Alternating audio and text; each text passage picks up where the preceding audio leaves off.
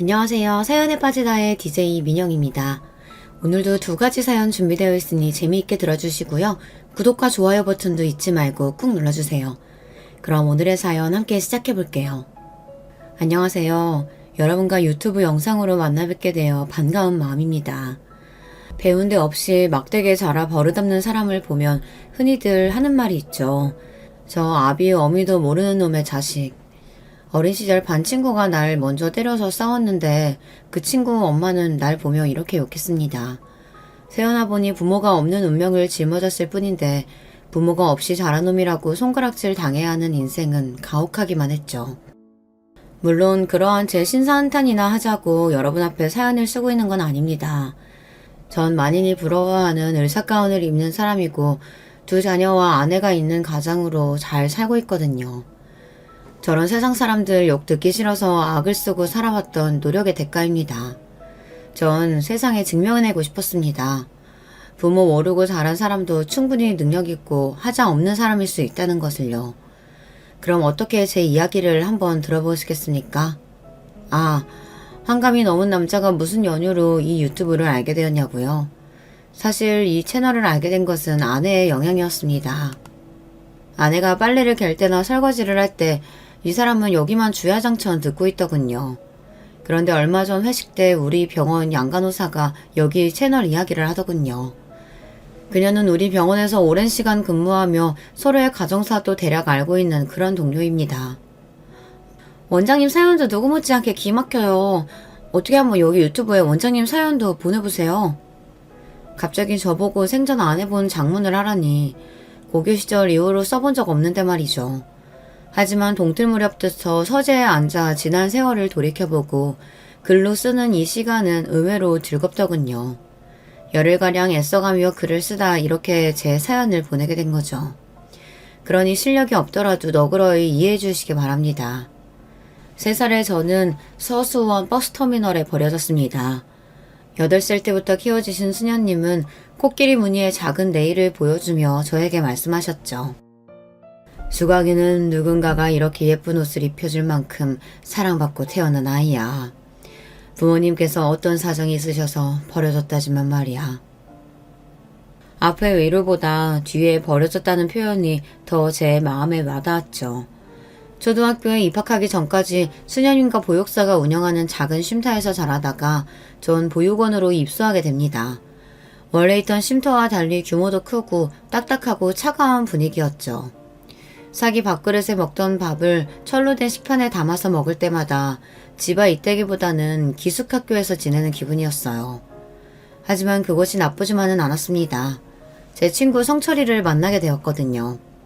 학교 끝나고 마음 맞는 애들끼리 고철산 근처에서 놀다 그만 종아리가 찢어지는 사고를 당하고 말았습니다. 너무 아파서 눈물까지 흘렸지만 위험한 데서 마음대로 놀았다고 혼날까봐 원장님이나 보육원 선생님들에게 이야기하지 못했어요. 너 다리에 피가... 성철이는 쪼르르 원장님에게 제 다친 사실을 고해바쳤고 바로 원장님의 꿀밤이 제 머리통으로 날아왔죠. 화를 내는 원장님 손을 잡고 바로 인근 작은 의원에 가서 응급처치를 받았습니다. 심하게 다쳤는데 아빠한테 진작 말씀드리고 병원에 왔었어야지. 아빠 아니에요. 우리 보육원 원장님이세요. 나도 아빠가 없이 자랐어. 전쟁통에 아비 없이 큰 놈들이 어디 한둘일까? 그래도 이렇게 의사라도 되었지 않았냐? 네 부모가 있든 없든 아플 때는 병원에 오는 거야. 알겠니? 하얀 수염이 가득난 그분 말씀에 왜 눈물부터 나는지 사내 아이가 창피한 줄을 모르고 엉엉 울었습니다. 그때부터였는지 모릅니다. 의사가 항상 제 동경의 대상이 되었고 다행히 공부머리는 타고났던 전 의대 진학을 목표로 달려왔습니다. 고아라는 이유 하나만으로 누구나 나를 어찌나 색안경을 끼고 보는지 그 시선들은 절 아프게 했습니다. 그렇지만 그 의사 선생님에게 그렇게 오만하고 고압적이던 보육원 원장님도 연신 허리를 굽히며 응대해 주더군요. 출생으로 시작된 모멸감에서 벗어난 길은 오로지 의사로 성공하는 것뿐이다. 그때부터 저에게 꿈이라는 것이 생겼죠. 내 친구 성철이도 공부를 아주 잘하는 녀석이었습니다. 의대가 목표인 저와는 달리 그는 육군 사관학교에 진학할 뜻을 두고 달려왔어요. 요즘 군인은 인기 없는 직업이라지만 우리 때 군인, 그것도 육사 출신 군인하면 출세의 상징이었거든요. 멋들어진 교복을 걸쳐 입고 가슴에 펴 절도 있게 직각 보행하는 육사 생도가 보이면 누구나 돌아보며 눈길을 떼지 못하는 당시 젊은이들에게 선망의 대상이었죠. 운동도 잘하고 친구들에게 리더 역할을 곧잘하던 성철이에게 육사는 아주 잘 어울리는 것 같았습니다. 그렇지만 성철이는 지금도 축구만 오르면 고등학교 2학년 때의 일을 이야기하곤 합니다. 내가 말이지, 부모 밑에서 안 자랐다고 해도 어디서 끌려본 적이 없는 놈이야. 근데 그때 처음 현실의 벽을 느꼈다. 고1 담임이 불러서 날 조롱까지 하더구라. 넌 근본도 모르는 고하지 않냐? 거기는 이놈아 사돈의 8촌까지 탈탈 털어서 혹시 북계에 연루된 자가 있는지 신원조사까지 해서 입학 허가해주는 대단한 곳이야. 그런데 핏줄도 모르는 고아인 네가 무슨 육사니? 아직도 네가 언감생심 헛꿈 꾸고 있다는 거 모르겠냐? 내가 운동을 못해, 공부를 못해. 그 어떤 놈하고 붙어도 자신이 있었는데 담임의 고아라는 한마디에 아무 대꾸도 못하겠더라. 날 낳아준 얼굴 모르는 부모랑 세상이 원망스러워서 그날 나 처음 술에 입 대봤다. 그래서 네가 지금 이렇게 말술이 되었구나? 우리는 함께 보며 웃어제꼈습니다. 그렇지만 절친인 제가 저놈 속을 모르겠습니까? 성철이는 그날 이후 육사를 단념하고 경찰대학으로 진로를 변경했습니다. 경찰에 입문한 뒤 강력계 형사의 길만 걸어온 그는 몇 년 전 총경 직급으로 경찰에 꽂힌 서장까지 됐죠. 불알 두 쪽만 달고 세상에 나온 아이들이 한 녀석은 경찰서장, 그리고 한 녀석은 정형외과 개원을 하고 있으니 이 정도면 꽤 성공한 인생입니다. 전 언제나 같이 밥 먹고 일상을 이야기할 가족이 그리웠는데 제가 레지던트를 하던 시절에 지금의 아내를 만나게 되었죠. 담당하는 병실에 어느 여자 환자분을 간호하느라 매일같이 병원을 오가던 한 아가씨였어요. 그 환자분은 폐렴으로 입원한 70대 노인이셨는데 자기 딸도 아니고 손녀딸이 매일 간호하러 오는 모습에 왠지 눈길이 갔습니다. 물론 또 저희 아내가 곱기도 했지만요. 하루는 그녀가 옥상 휴게실에서 전화하며 심각한 얼굴로 있길래 못 본 척 지나가 주려고 했습니다. 그런데 지나가는 내 팔을 갑자기 확 잡더군요. 왜 그러십니까, 보호자분? 우리 할머니 정말 폐암이에요? 얼마 못 사신다고 들었어요. 안 돼요. 저 키우신다고 고생만 하시다 이제 좀 살만해진 분인데 선생님 좀 살려주세요. 마음은 난감했지만 그녀를 진정시키고자 이야기를 들려주었습니다. 일찍 여인 엄마 대신 할머니가 엄마처럼 키워주셔서 자기는 잘 자랄 수 있었다고요. 아버지는 할머니가 이렇게 아프신데 해외에서 일한다며 당장 오지도 못한다네요. 적어도 아빠 얼굴 볼 때까지만이라도 할머니 살게 해달라고 절 붙잡고 사정했습니다. 그렇게 말하는 그녀의 마음이 똑똑히 전해졌어요. 아니, 그날부터 제 마음에 들어온 그녀를 제 아내로 삼고 있었는지도 모르죠. 제 아픈 부모 모시기도 꺼려서 병원에 버리고 가는 사람들이 종종 있습니다. 그런 요즘에 이렇게 효심 가득하고 착한 처자라니. 다행히 아내의 할머니는 장인어른이 귀국하셔서 얼굴도 뵙고 제가 결혼 인사드릴 때까지 잘 계셔주셨습니다. 아쉽게도 손녀딸 결혼식 올리기 전에 눈을 감으셨지만요. 이렇게 심성도 얼굴도 고운 아내 덕에 큰아들 작은딸과 함께 제 가족이 생겼습니다. 지금은 나이도 들고 몸매도 별반 아주마라고 다를 바 없는 보통의 중년 여성이지만 저에게는 가정을 선사해준 고마운 사람입니다. 그리고 제가 의사 월급이 신청치 않은 시절에도 제 옆에서 묵묵히 우리 가정을 건사해준 사람이거든요. 의사 생활이 아주 많이 바빠서 아이들과 함께 놀아주고 많은 시간을 보내주지는 못했지만 가끔 아이들 등학교 때 손잡고 같이 가준 날이 있었어요. 제가 옛날부터 꿈에 그리던 일이었거든요.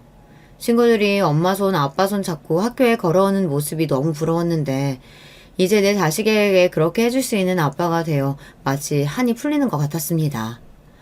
뭐 자상하고 세심한 아버지는 못 되었을지 몰라도 가족에 대한 책임감만큼은 누구에게 지지 않을 아버지라고 자부합니다.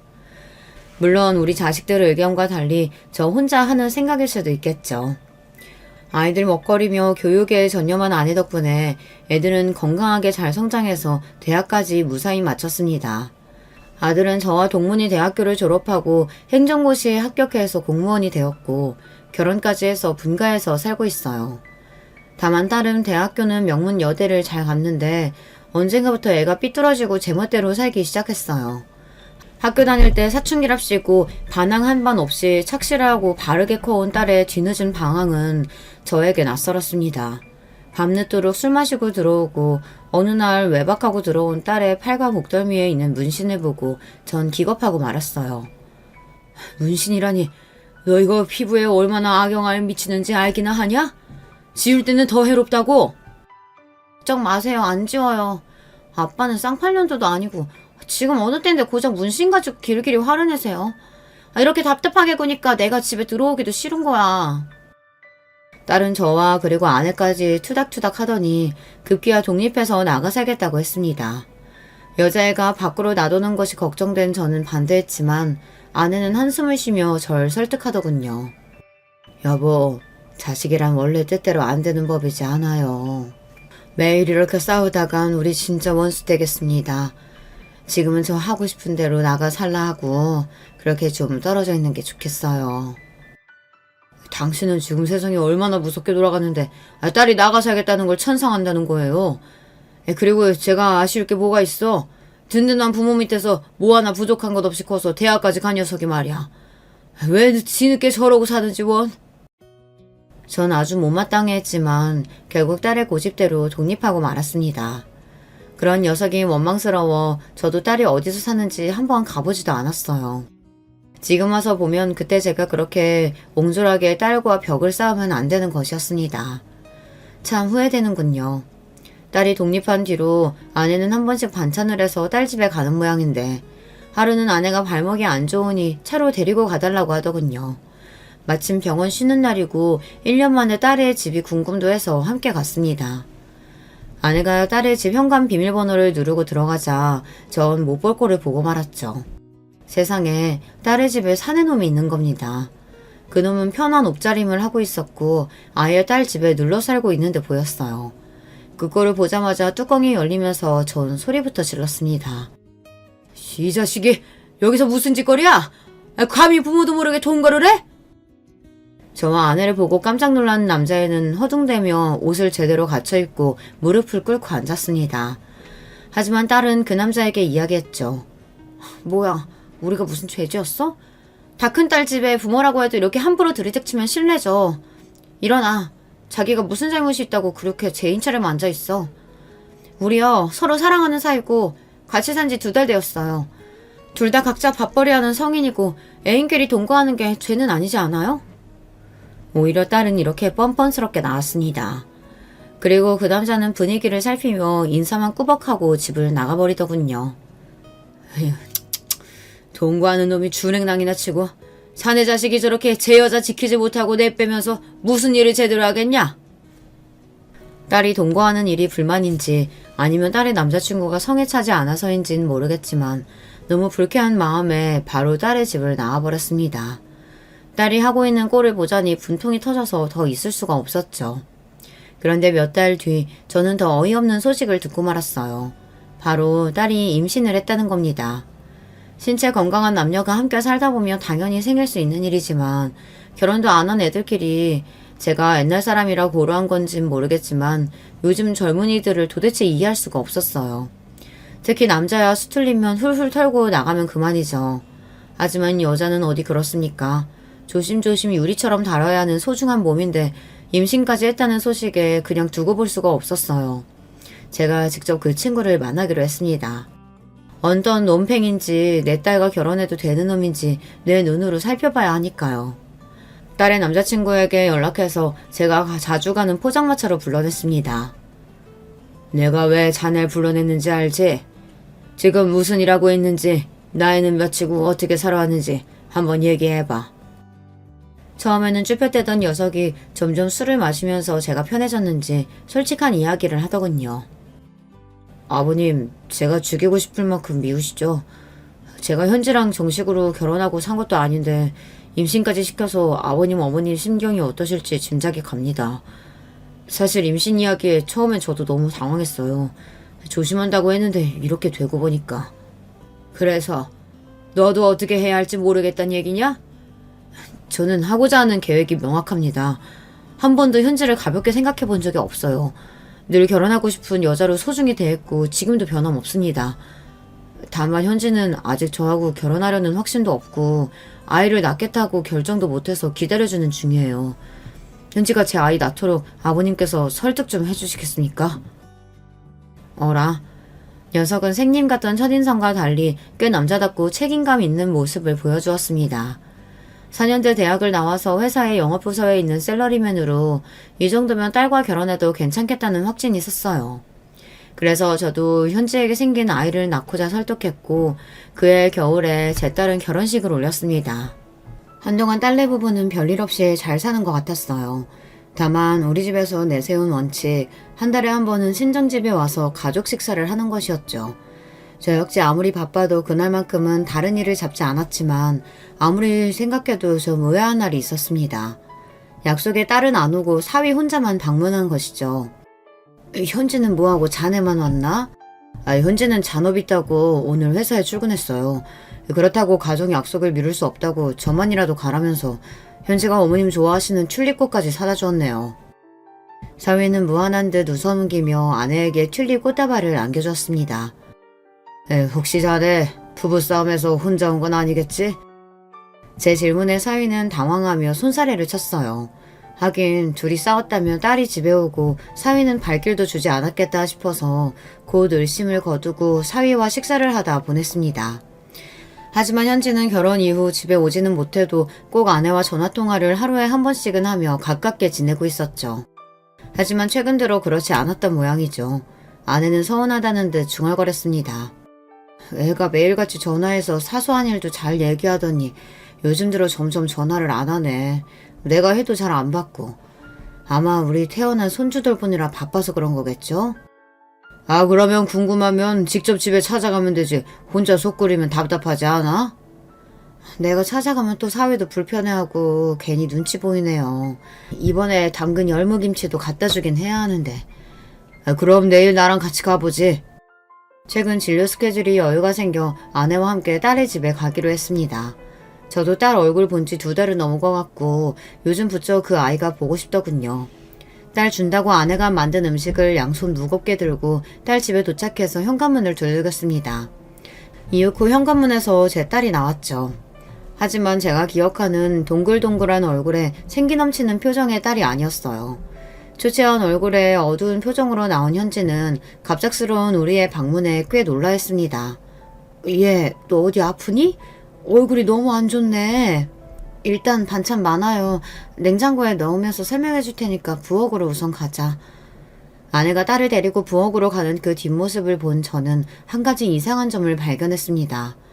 딸애는 부자연스럽게 다리를 절뚝이며 걸었고 허벅지와 팔 안쪽에 다발적 상처도 보였기 때문이죠. 떠올리기 싫었지만 의사적 소견으로는 타박상, 그것도 사람에 의해 발생한 외상으로 예상되었습니다.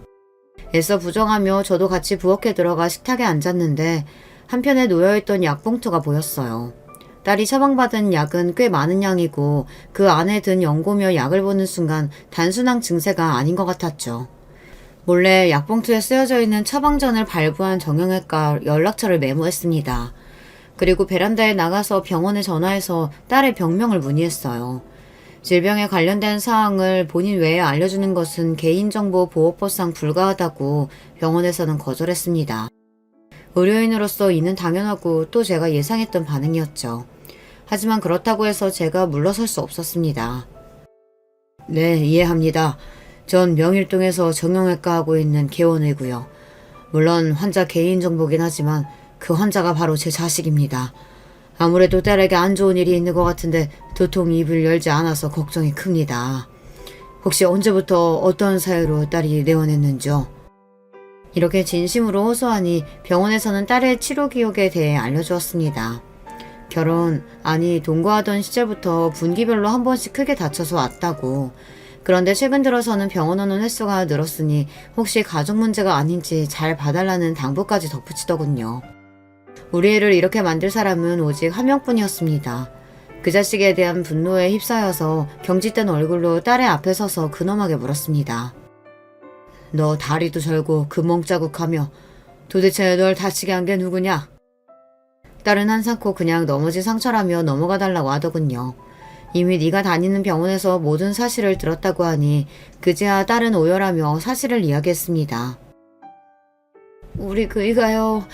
평소에는 좋은 사람인데 술에 취하면 좀 마초적으로 변해요. 평상시에 나누는 대화처럼 내가 조금이라도 대들면 다혈질적으로 화내거든요. 원래는 집안에 물건 던지거나 벽을 자기 주먹으로 치는 게 대부분이었는데 자기도 흥분을 주체하지 못하고 제 몸에 손까지 대고 말았어요. 아니 이게 무슨 소리야? 정서방한테 네가 맞고 자랐다는 얘기냐? 좀 더 자세하게 말해봐. 사실 그동안 저 정서방한테 여러 번 맞았어요. 처음에는 머리 꿀밤이나 팔 등을 찰싹 때리는 가벼운 수준이었거든요. 그런데 아기 낳고 끊기로 했던 담배를 다시 피는 것 같아서 제가 잔소리를 좀 했어요. 또 담배 피면 그땐 진짜 이혼이라고. 그러니까 갑자기 그가 절 밀쳐서 소파 테이블에 부딪혀서 전 그대로 쓰러져 버렸어요. 골반뼈가 다쳐서 지금 절뚝거리는 거예요. 우라질, 그 자식이 감히 내 딸을 건드려? 당장 짐 싸라. 왜 그런 자식을 참아주고 살고 있는 거냐? 아니에요. 우리 아이는 어쩌고요. 애 때문이라도 저 그 사람이랑 못 헤어져요. 그리고 그 사람 술 마시고 한 번씩 돌 때만 그래요. 평소에는 둘도 없이 자상한 남편이란 말이에요. 진심이냐 너? 정말 그렇게까지 정서방을 사랑해? 급기야 딸은 오열을 넘어서 두 팔을 감싸며 오들오들 떨면서 이야기했어요. 아마도 깊은 두려움에 휩싸인 사람처럼 말이죠. 사랑이 아니에요. 옛날에 사귈 때부터 그 사람이 저한테 많이 집착했어요. 만약 자기를 버리면 식칼 두고 찾아올 거래요. 나, 엄마, 아빠 그리고 우리 애기까지. 마지막으로 자기도 콱 죽어버릴 거라고 협박을 매일 해요. 그걸 나고 싶지 않으면 도망칠 생각도 하지 말라고. 어디에 말도 하지 말라면서요. 그래서 엄마 아빠한테도 말 못했다고요. 하지만 저 너무너무 무서워요. 이렇게 가정폭력으로 다쳐서 병원에 오는 여자 환자들을 종종 보곤 했지만 설마 내 딸까지 이렇게 살 줄은 꿈에도 몰랐습니다. 그런 사이코 자식이 내 딸 목숨줄을 잡고 있다는 줄도 모르고 아버지라는 사람이 편하게 살고 있었다뇨. 못 가겠다고 버티는 딸을 억지로 끌고 손녀와 함께 우리 집에 데려왔습니다. 그리고 전 아내에게까지 괜히 화를 냈어요. 왜냐하면 정말 돌기 직전에 속상한 기분이었기 때문입니다. 당신은 현지가 이 지경이 되도록 아무것도 모르고 있었던 거야? 도대체 엄마라는 사람이? 사실 나도 알고 있었다고요. 놀랍게도 아내는 이런 말을 하는 겁니다. 현지가 그렇게 살고 있다는 것을 알면서도 아니 왜 도대체 그대로 둔 거지. 전 아내를 이해할 수가 없었어요. 하지만 사내들이란 다 그럴 수 있는 거 아닌가요? 당신도 젊을 때 그렇게 실수로 나한테 손 댔었잖아요. 현지한테도 그랬어요. 너희 아빠도 그런 적 있다고. 그 일만으로 바로 갈라서서 이혼녀 딱지 달고 사느니 정서방 고쳐서 한번 살아보자고. 나라고 맞은 딸한테 그런 얘기까지 해야 하는 심정이 편했던 줄 알아요? 그리고 아내는 더 이상 말을 잇지 못하고 방에 들어갔습니다. 방에서는 아내의 대성통곡하는 소리가 들렸죠. 별 지랄 맞은 게 다 내 딸한테 대물림되는구나. 아이고 내 팔자야. 마치 둔기를 머리로 얻어맞은 기분이었습니다. 혈기왕성하던 시절 아내에게 실수했던 지난날이 떠올랐기 때문이죠. 의사로서 가장으로서 떳떳하다고 자부하는 저도 아내에게 해서는 안 될 짓을 한번 했던 적이 있습니다. 한국 남자라면 회식이나 여러 이유로 유흥업소에 가는 일이 자주 있었죠. 전 다른 남자들과 달리 여자들을 조심하는 편이었습니다. 들이대는 여자들의 유혹도 없지 않았지만 나에게 가정은 남달리 소중했기에 마누라를 배신하는 짓 따위는 하지 않았어요. 하지만 그렇게 철벽치던 저 역시 아내 아닌 다른 여자에게 마음을 빼앗긴 적이 있었습니다. 지금도 부끄럽게 생각하는 그때의 일은 15년도 더 된 이야기죠. 그날은 여름비가 몹시도 퍼붓던 한산한 병원의 오전 시간이었습니다. 한 여환자가 진료실로 들어오는데 언뜻 보기에는 어디 다친 곳이 있어 보이진 않았지만 핏기 없는 얼굴에 어쩐지 심상치 않아 보였어요. 그 여자가 어떻게 된 사연일까 왠지 아주 궁금했어요. 네, 어디가 불편해서 오셨는지요? 아, 아, 다쳤는데 부위가 가슴통 쪽이라 조심스러워서 말하고 숨 쉴 때마다 갈비뼈가 아파와요. 진료해보니 갈비뼈에 금이 갔는데 상태가 좀 안 좋았어요. 아무래도 누군가의 폭력이 의심되어 어떻게 다치게 된 건지 자세하게 물어봤죠. 주저하던 그녀는 결국 세 번째 진료에서야 솔직하게 말해주었어요. 남편은 아니고 동거하고 있는 남자가 물건을 던져서 맞는 바람에 이렇게 되었다고요. 그녀는 나보다 10살 어린 여자였습니다. 조카 같은 마음에 잔소리가 좀 나왔어요. 당장 그 남자하고 헤어지세요. 부모님이 귀하게 키운 딸이 이런 취급 당하는 거 아시면 억장이 무너집니다. 저 부모 같은 거 없어요. 고아로 자랐거든요. 지금 남자친구가 제 유일한 가족인걸요. 그 말에 놀라 그녀를 다시 보게 되니 그 얼굴과 표정과 눈매가 기억났습니다.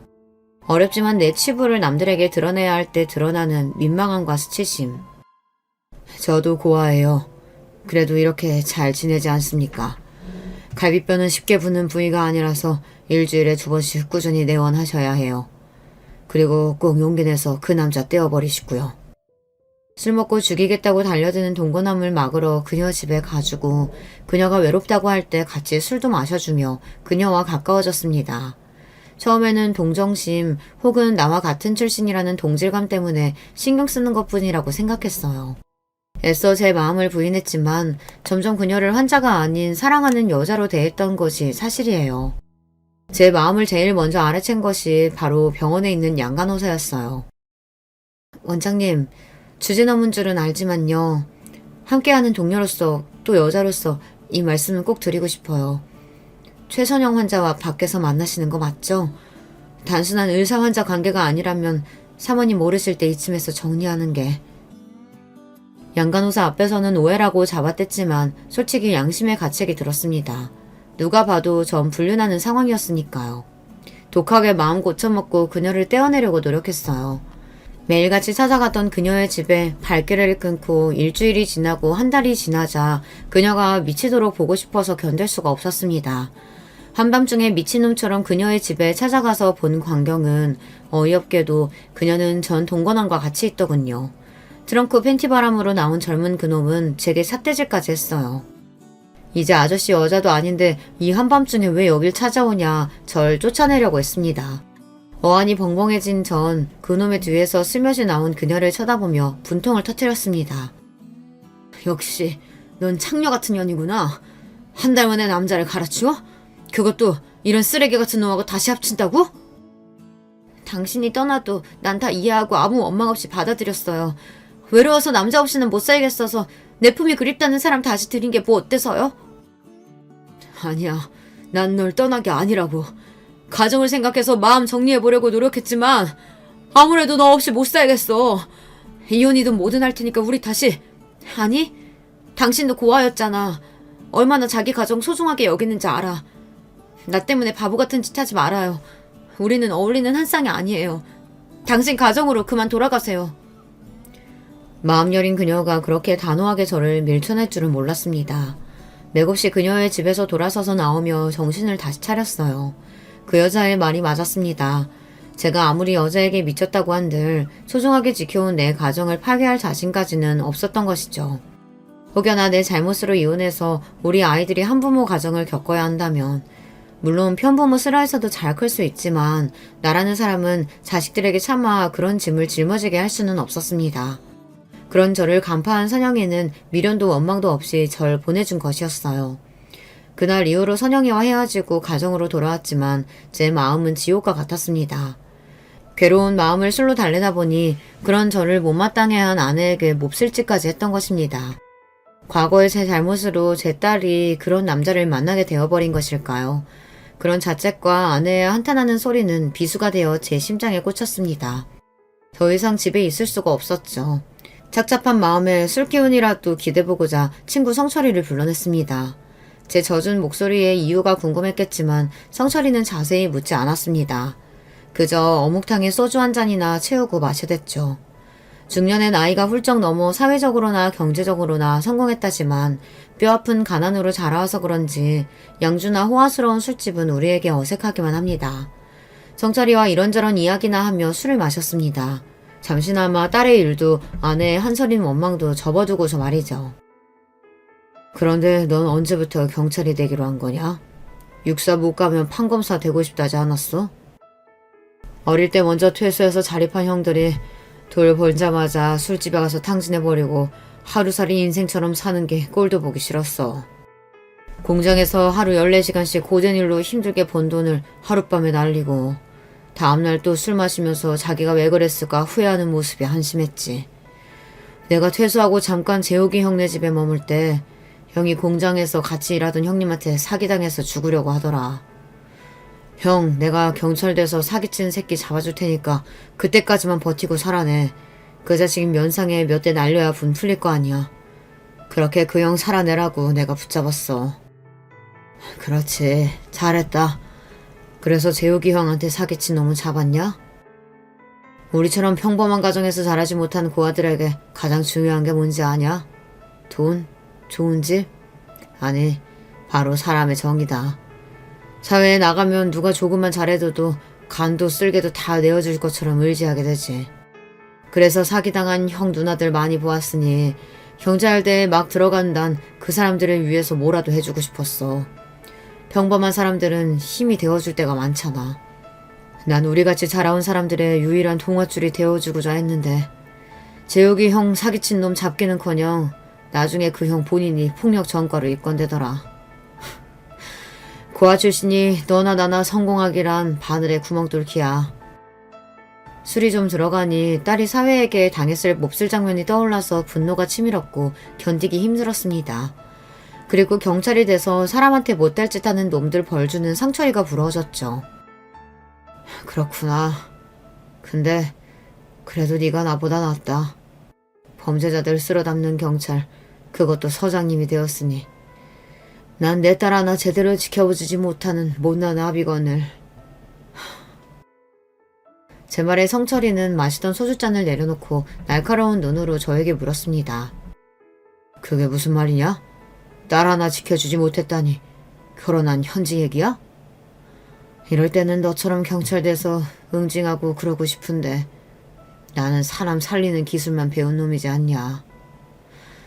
사실은 제가 목격했던 일은 물론이고 현지가 그건 사위에게 당했던 일을 성철이에게 털어놓았습니다. 내 딸 현지가 태어날 때부터 결혼할 때까지 중요한 순간마다 성철이는 와서 제 딸처럼 축복하고 기뻐해준 사이였어요. 그런 조카와 같은 아이가 당한 일을 듣던 그는 눈썹이 잔뜩 성난 듯 치솟고 대본의 무서운 형사의 모습으로 돌변하더라고요. 내 친구이지만 그렇게 무시무시한 말투와 분위기는 처음 느껴보았습니다. 그래서 그게 다 현지가 겪은 실제 일이다. 넌 네 딸이 그런 취급당하는데 여기서 친구랑 신세 좋게 술이나 퍼마시고 있다 이 말이냐? 에라 이 자식아. 화가 난 성철은 씹고 있던 오이를 제 얼굴에 던져버렸습니다. 친구의 반응은 당연한 것이었고 저 역시 사이놈에게 아무 일도 하지 못한 저 자신이 역겨워 미칠 지경이었으니까요. 아이고 선생님들, 평소 점잖은 분들끼리 여기서 와 이러십니까? 진정들 하시고 앉아서 새 소주 갖다 드릴 테니 화이로다가 쭉 들이키세요. 오죽하면 단골 포차 주인 아주머니가 놀라서 우리를 진정시키러 오셨겠습니까? 이후 그 성철이는 제정신을 붙잡고 가쁜 숨을 들이쉬면서 소주를 병째로 목구멍에 때려 넣었습니다. 저 역시 술만 몇 잔 연거푸 마시다가 침묵을 깨고 먼저 입을 열었어요. 선영이 기억하지? 내가 그때 아내 배신하고서 뭘 잘했다고 한동안 술 취해서 아내한테 행패까지 부렸다. 그 일로 하늘에서 날 지금 벌하시는 걸까 하는 생각도 해봤어. 내 죄 때문에 착한 내 딸이 그 벌을 받아내는 거라면 난 어째야 하냐? 어떻게 빌어야 딸이 행복해질 건지. 아이 바보 같은 자식아, 미친 소리를 다 한다. 너 이 땅에 죽일 놈들이 얼마나 많은지 아냐? 구더기들처럼 아주 드글드글해. 가정폭력으로 경찰서에 신고 들어온 것만 해도 하룻밤에 수백 건은 된다고. 너 같은 놈들만 있으면 나도 경찰질 못하고 굶어 죽을 거다. 쓸데없는 소리 말고 지연이 남편 놈한테 이렇게 해보면 어떻겠냐? 성철이는 사위에게 복수할 방법을 생각해서 제게 슬쩍 알려주었습니다. 어떻게든 그놈을 내 딸 인생에서 끊어내고 싶었기에 전 그 제안을 바로 잡아버렸죠. 다음날 저녁 때 우리 집 초인종을 눌러대는 방문자가 있었습니다. 인터폰에는 사위놈의 얼굴이 보이더군요. 너 여기 있는 거 알고 왔으니까 당장 문 열지 못해? 장모님, 집사람과 내 애 보내주세요. 이러다 진짜 큰일 치릅니다. 네? 저녁 7시밖에 안 된 시각에 그 자식은 이미 잔뜩 취해서 우리 집에서 난동을 부리고 있었습니다. 두려워하는 딸과 아내에게 무슨 일이 벌어지더라도 절대 문을 열어주지 말라고 당부하고 혼자 나와 대문을 열고 사위를 대면했죠. 아마 제가 집에 있는지 예상치 못했던 건지 절 본 그는 흠칫 놀라더니 이내 표정이 둘변해서 겁박하기 시작했습니다. 처음 현지랑 동거할 때부터 절 못마땅해 하셨죠? 하지만 난 당신 딸과 결혼해서 새끼까지 낳았어. 아무리 아비라도 이젠 나한테는 현지 앗아가지 못할걸? 법적으로는 내 가족이야. 당장 현지 내보내요. 아니, 현지는 너와 이혼할 거고 넌 내 딸과 손주 털끝만큼도 건들지 못할 거야. 그때 사위의 눈동자는 흰자위가 번뜩대기 시작했고 저를 때리는 듯 손을 머리 위로 번쩍 올렸습니다. 전 방어 자세를 취했고 설령 그 자식에게 맞는다 해도 상관없었습니다. 모든 것을 감수하고 나온 것이었으니까요. 그때였습니다. 누군가가 나타나서 사위의 팔을 뒤로 비틀어 버렸어요. 누구야? 팔 아파 죽겠다고. 좀 놓아보라고. 어둠 속에서 얼굴을 내민 남자는 여전히 사위의 팔을 뒤틀고 있었고 저를 보며 싱긋 웃으며 인사했습니다. 안녕하십니까, 이수강 선생님. 오다가 강도가 하나 족치느라 좀 늦었습니다. 이 사내가 그 버러지 같은 사입니까? 그는 러시아 출신의 격투기 선수와 같은 큰 체구에 근육질의 몸을 하고 있었어요. 또한 얼굴의 인상도 범상치 않고 눈매도 매서운 것이 길 가다 만나면 시선을 피할 수밖에 없는 사내였죠. 마치 범죄도시라는 영화의 마동석 배우 같은 인상을 가진 그 남자는 사실 경찰이었습니다. 경찰이가 혹여 사위가 나타나 우리 식구들에게 해를 가할까 싶어 경호할 사람을 붙여준다고 했는데 이자가 바로 그 사람인 것입니다.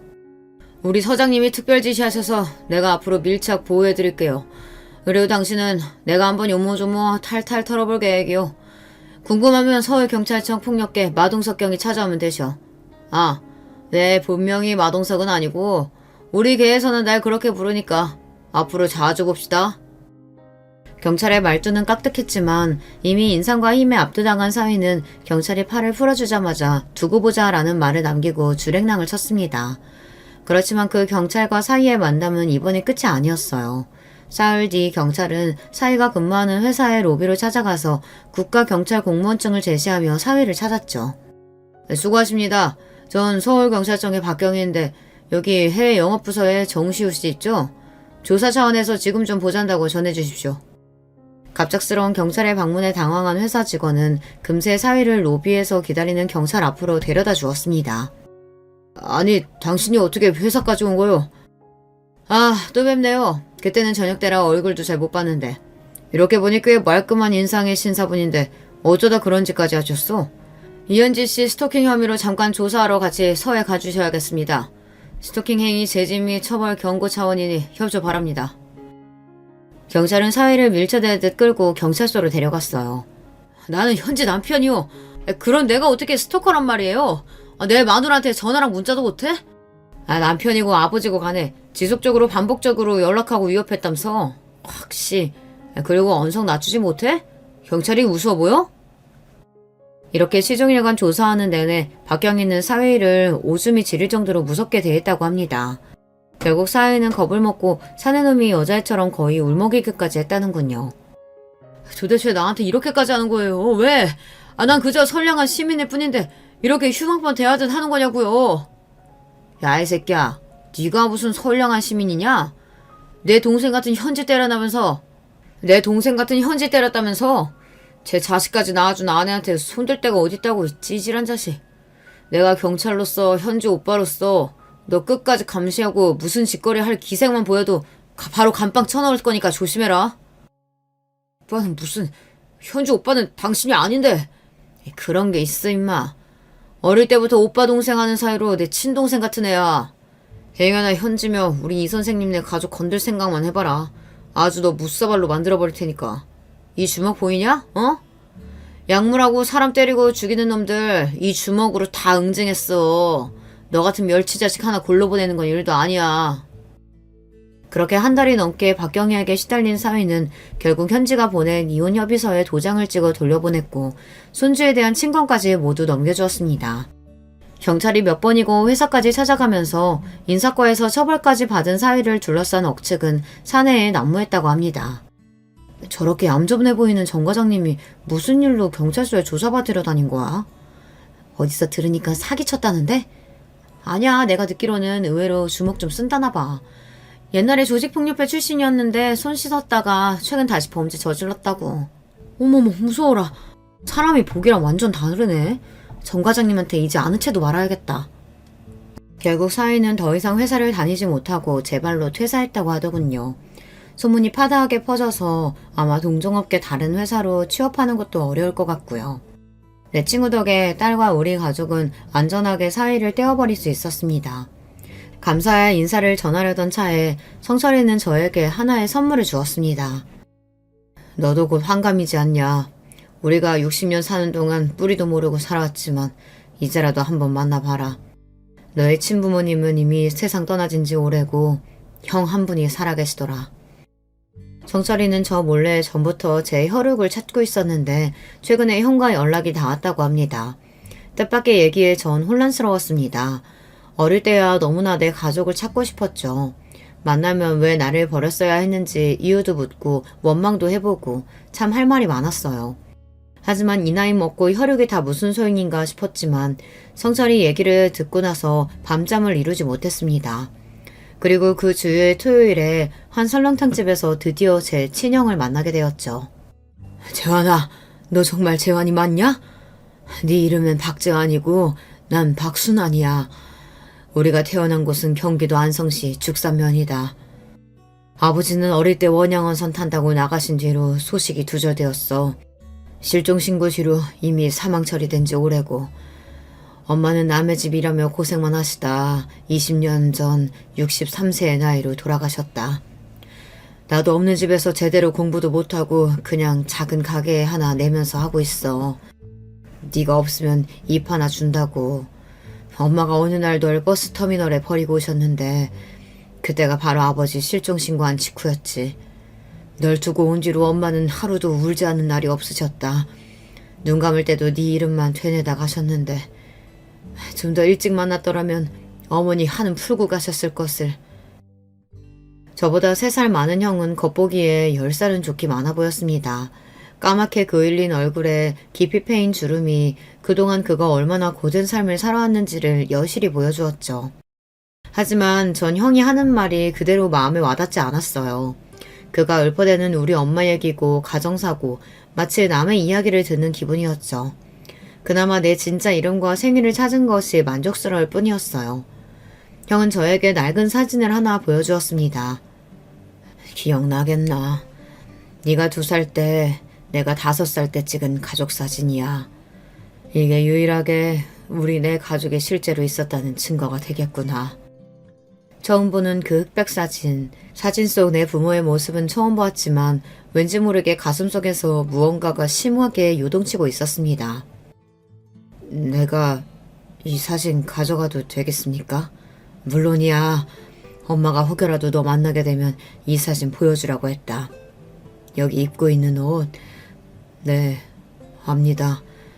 내가 버려진 날 입고 있던 옷이라고 수녀님이 저에게 보여주셨거든요. 그 사진에서 제가 알 수 있는 거라고는 아기였던 제가 입고 있는 코끼리 무늬 네이뿐이었습니다. 그리고 그 오래된 그날이 마치 기억이라도 나는 듯 갑자기 제 눈이 촉촉해졌죠. 짧은 만남과 설렁탕 한 그릇을 비우고 형과 헤어졌습니다. 아마도 형은 상당히 힘들게 살아오신 것 같았습니다.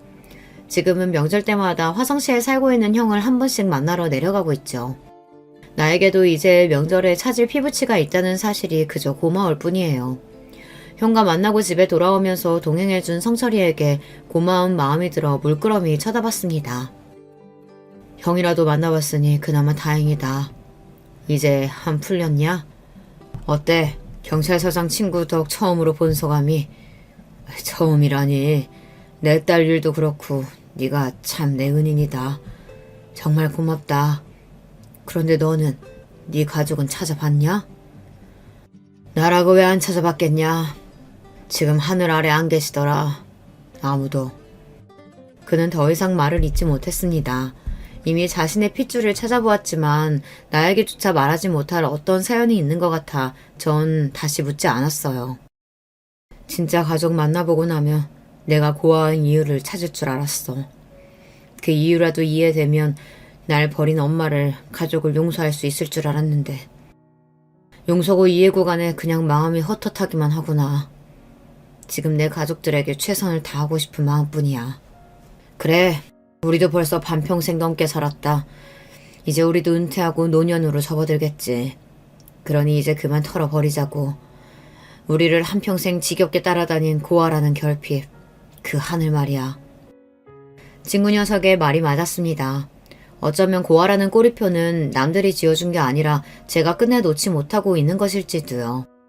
이 나이에 제가 고아라는 것이 무슨 의미겠습니까? 주변에 부모님이 계시던 친구들도 모두 잘 보내드리고 도리어 친구 중 몇 명은 병으로 사고로 세상에서 없어진 마당에 말입니다. 하지만 아직도 성철이랑 고아 시절 이야기를 하고 고아라서 이 악물고 살았던 세월에 대한 연민과 보상 심리가 아직 남아 있었던 것일 것 같아요. 그래서 이젠 모두 털어버리려고 하고 있습니다. 남은 세월 동안 병원 환자들을 열심히 돌보며 내 아내와 건강하게 사이좋게 살아갈 생각입니다. 이혼한 딸은 우리 집에 함께 살고 있는데 돌이 지난 손주놈이 어찌나 귀여운지. 그 녀석 보는 맛에 퇴근도 서두르게 되지 뭡니까? 또 극악무도한 사위놈이 언제 또 내 딸과 손주에게 위협을 가할지 모르니 가족을 지키기 위해서 일찍 집에 들어가는 이유도 있습니다. 혹시 몰라서 개인 경호업체에 의뢰해놓고 가족들 보호를 철저히 하고 있으니 걱정하지 마세요. 한자 만열필로 눌러 제 사연을 글로 쓰다 보니 이제 팔까지 저려오는군요. 차린 것이 별로 없는 조촐한 밥상이었지만 맛있게 드셔주신 여러분께 감사의 말씀을 전합니다. 늘 여러분 가정의 건강과 가족들의 화목이 함께 하시길 기원하며 전 이만 인사드리겠습니다. 그럼 여러분 안녕히 계십시오. 여러분은 어떻게 지내고 계신가요? 저는 요즘 다시 고향으로 내려와서 살고 있습니다. 남편이 죽으며 서울로 올라갔었는데 다시 오니까 기분이 헛헛합니다. 남편하고 힘들게 아이들을 키운 기억도 나고 하늘로 간 남편이 그립기도 해요. 고향을 생각하면 참으로 복잡한 마음이 드는데 여러분도 그러신가요? 저는 지금 나이가 60대인데 인생을 돌아보면 참 굴곡이 많았어요. 그럼 바로 제 사연 시작하겠습니다. 애미야, 거기서 뭐하고 있는 거야? 빨리 와서 네 시아버지랑 남편이 힘들게 잡아온 생선 정리해야지. 아유, 느려 터져서 보기만 해도 답답해. 어머님, 잠시만요. 막내 기저귀만 갈고 바로 갈게요. 죄송해요. 아이고, 우리야. 너무 힘들다. 저는 고등학교를 졸업하고 집안 형편이 너무 어려워서 바로 성인이 되자마자 시집을 가게 되었어요.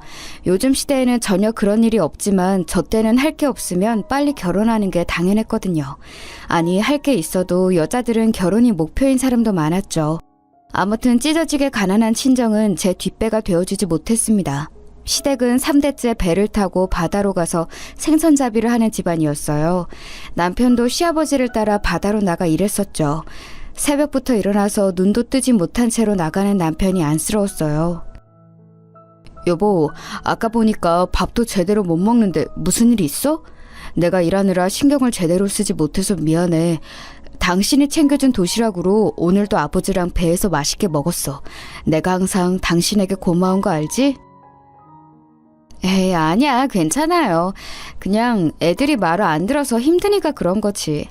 우리 애들이 무려 5남매잖아. 그래도 애들 다 키우면 뿌듯하겠지? 언제 다 클까 싶기도 하고. 그럼 당연하지. 나도 잘할 때는 몰랐는데 다 크니까 형제가 있는 게 그렇게 든든할 수가 없더라. 혼자 집에서 집안일하고 애들 키우느라 당신이 고생이 많아. 항상 고마워. 남편하고 저는 무려 5명의 아이를 낳았습니다. 저 때는 자식을 많이 낳는 것이 당연한 시대였어요.